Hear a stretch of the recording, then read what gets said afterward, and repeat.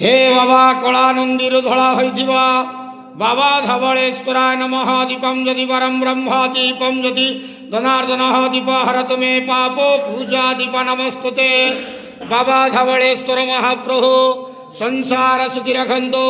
आज इंग्राजी नववर्ष 2025 मसीहा समस्त श्रद्धालु भक्त मानक पाई शुभ मंगलमय वर्ष हो। समस्त श्रद्धालु भक्त मानक पाई सुख शांति समृद्धि वर्ष हो। समस्त भक्त मानक आशीर्वाद करंतु, मनस्कामना पूर्ण करंतु, कर्म क्षेत्र उन्नति करंतु, ग्रहरिष्ट मान खंडन करंतु, जगतर मंगल करंतु, विश्वर कल्याण करंतु, आपणकर नाम प्रकाश करंतु, सेवकर डाक श्रवण करंतु। बाबा धवलेश्वराय नमो नमः। संसार सुखी रखंतु, आनंद गेवार हरि बोलो। आज इंग्राजी नववर्ष 2025 मसीहा समस्त भक्त मानक शुभ मंगलमय